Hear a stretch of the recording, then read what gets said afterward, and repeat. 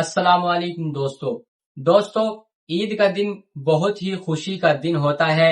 और ईद की नमाज जब आदमी पढ़ने जाता है तो बहुत से लोग ऐसे होते हैं कि ईद की नमाज पढ़ने का तरीका वो भूल जाते हैं।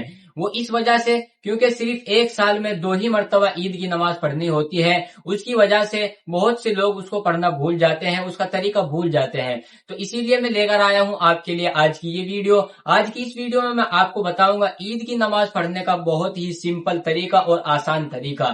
तो वीडियो को पूरा देखना। तो सबसे पहले बात करते हैं नियत की। तो सबसे पहले आपको दिल में नियत कर लेनी है कि मैं नमाज पढ़ रहा हूं 2 रकात वाजिब इस इमाम के पीछे और अल्लाह ताला के वास्ते। इतनी नियत करना काफी हो जाएगा, क्योंकि दिल के इरादे का नाम ही नियत है। बस दिल में नियत कर लेनी है, इतनी नियत करना काफी होगा। दूसरी बात, जब इमाम साहब पहली मर्तबा अल्लाहु अकबर कहेंगे, अल्लाहु अकबर, तो हाथ बांध लेना है। और हाथ बांधने के बाद सना पढ़ी जाएगी, सना सुब्हानकल्लाहुम्मा व बिहम्दिका व तबारक अस्मुका व तआला जद्दुका व ला इलाहा गैरु। और उसके बाद 3 एक्स्ट्रा तकबीर कही जाएगी। 3 एक्स्ट्रा जब तकबीर कही जाएगी तो हर तकबीर के बाद आपको अल्लाहु अकबर कहकर हाथ नीचे छोड़ देना है।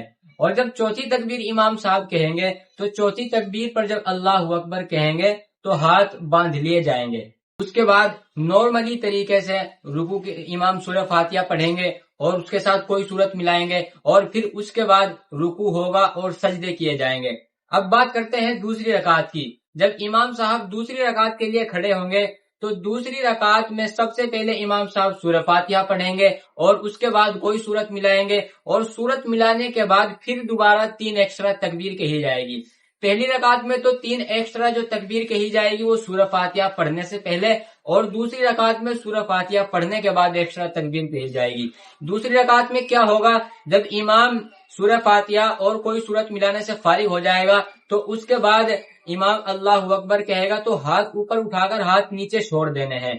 और इसी तरह 3 मर्तबा करेंगे और चौथी मर्तबा में जब अल्लाहु अकबर इमाम साहब कहेंगे तो रुकू कर लेंगे और रुकू करने के बाद फिर सजदा करेंगे। नॉर्मली तरीके से अपनी पूरी 2 रकात पूरी पढ़ेंगे। उसके बाद जब नमाज पूरी हो जाएगी तो इमाम साहब खुतबा देंगे।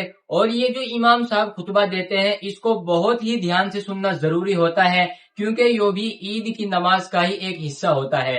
जब आप खुतबे को ध्यान से सुने, खुतबे को ध्यान से सुनने के बाद दुआएं करें पूरी उम्मत के लिए, अपने लिए, अपने वालिदैन के लिए खूब सारी दुआएं करें। और हाँ, एक बात और, ईद की नमाज जमात के साथ पढ़ना चाहिए। जमात के साथ पढ़ी जाती है ईद की नमाज, ना ही तो इसमें तकबीर कही जाती और ना ही इसमें अजान पढ़ी जाती। तो आप टाइम पर मस्जिद पहुंचे और या ईदगाह पहुंचे और टाइम पर पहुंचने की कोशिश करें।